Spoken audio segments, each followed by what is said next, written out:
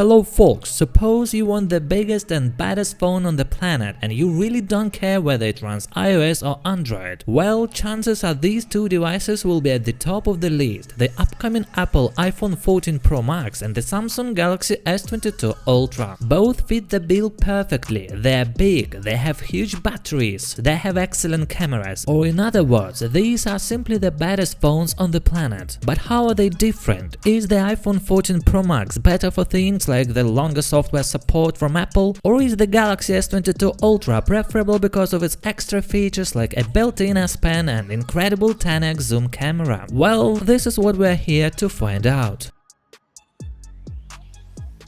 Speaking of design, these two are premium through and through. They are both solidly put together but also different. The Galaxy has a wider aspect ratio than your average phone and sharp corners. The iPhone, on the other hand, is rumored to change to a slightly taller aspect ratio and have more rounded edges. And in terms of materials, both are glass and metal sandwich, with an aluminum frame on the Galaxy while the middle of the iPhone is made out of heavier stainless steel. Both are IP68 water and dust protected, so you don't have to worry if you get caught in the rain with one of them. The Galaxy, of course, charges via a USB-C port, while the iPhone is set to stick with a proprietary Apple Lightning connector. The iPhone 15, though, might make the switch to USB-C. You should also not be surprised by what's in the box, or rather what is not in the box. There is no charger on either one. They only ship with charging cable but not the charging brick that you'd have to buy separately. You do get a slightly different screen size, 6.7 inch on the iPhone and 6.8 inch on the Galaxy, so the S22 Ultra does indeed have a bigger screen area. It also has the slightly higher resolution at 1440 versus 1284 on the iPhone, but you know, it's not a huge difference. In terms of the technology, both are OLED displays with top-notch brightness and both support HDR video. And of course is that new eye-shaped Face ID system on the iPhone. In doing so, Apple will adopt a cutout design that's been part of the Galaxy lineup since the Galaxy S10. Apple added fast refreshing displays with the iPhone 13 Pro models last fall, matching a feature Samsung had offered on its flagships for a while. When the S22 lineup came out earlier this year, the S22 Ultra featured a new version of the adaptive refresh rate technology that allowed its screen to scale down to 1 Hz during more static activities. It's rumored the iPhone 14 Pro models will follow suit in the fall, with displays that can range between 120 Hz and 1 Hz depending on what's happening on screen. That feature could have a ripple effect for the iPhone 14 Pro Max, which is tipped to adopt a long-time Android feature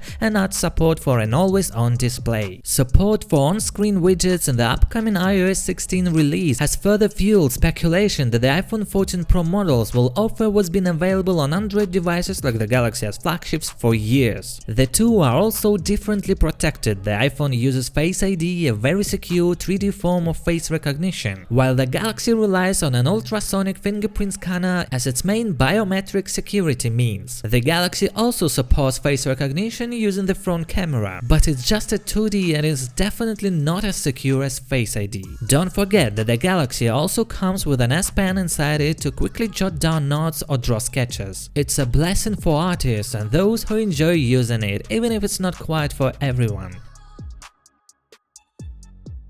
Under the hood, the iPhone 14 Pro Max is expected to debut the brand new Apple A16 Bionic chip, while the Galaxy is based on a Qualcomm-made Snapdragon 8 Gen 1 processor. Outside of the US, it is powered by the Samsung-made Exynos 2200 chip. Even compared to the 2021 iPhone 13 Pro Max, the Galaxy cannot quite match the performance of the Apple Silicon, and we expect further gains from the A16. One thing rumors suggest is that the A16 will be built on the finer 4nm process node, which should contribute to higher power and efficiency. The iPhone 14 Pro Max is also rumored to stick with 6GB of RAM, while the Galaxy is offered with 8GB in the base model, while a souped-up version is also available with 12GB of RAM. In terms of storage, both phones start at 128GB, and then you can upscale to 256GB, 512GB, and even 1TB for the most demanding users. Neither phone supports expandable storage, no microSD card slot on either one, so keep that in mind.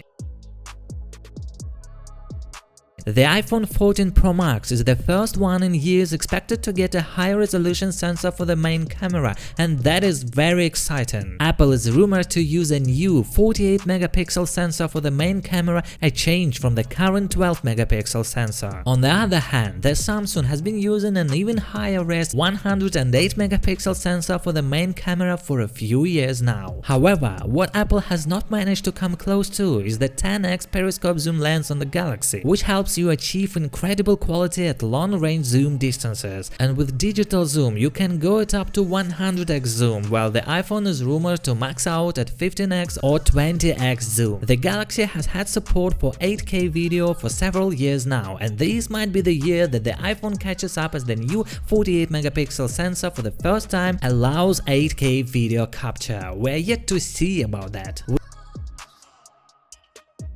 With a massive 5000 mAh battery inside, you would expect the Galaxy S22 Ultra to easily outlast iPhone counterparts that don't even reach 4400 mAh capacity. And we do indeed expect the iPhone 14 Pro Max to stick with a battery of give or take 4400 mAh. However, that might not be the case at all. Judging from the stellar performance on the current iPhone 13 Pro Max, we can see how the Apple iOS platform does a much better job keeping excessive battery use at bay. Of course, we need to wait it out for battery benchmarks to get a clear idea about the battery life, but expectations are that the iPhone will have a longer battery life than the Galaxy. On the charging side, the Galaxy supports up to 45 watt speeds, while the iPhone goes as fast as 27 watts. And there's indeed a big difference in how fast these two charge, as the Galaxy takes just a bit more than an hour for a full top-up, while the iPhone charges in nearly double the time. It took nearly 2 hours for a full charge. It is the Galaxy that allows you to use a charge to give to a third-party device via reverse wireless charging. Enable the feature, place something like smartwatch or compatible wireless buds on top of the phone,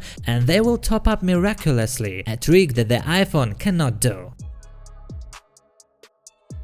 So, let's summarize. The iPhone shapes up to have the following advantages: a faster chip, slightly longer software support, the iOS ecosystem, as well as expectedly a longer battery life and superior video quality, while the Galaxy just gives you a ton of extra features like an S Pen, faster charging, long-range telephoto camera, better display, and that only adds up on top of its solid basics. So, which one should you go for? Well, our advice is to look what you value most in a phone. Is it having a free and open platform? Go for the Galaxy. Is it just sheer performance and battery life in a slightly less giant phone? Get the iPhone. So, which one would you choose? And is there something the other manufacturer can do to convince you to ever switch sides? Let me know in the comment section below. Also, share this video with your friend. Thanks for watching and good luck!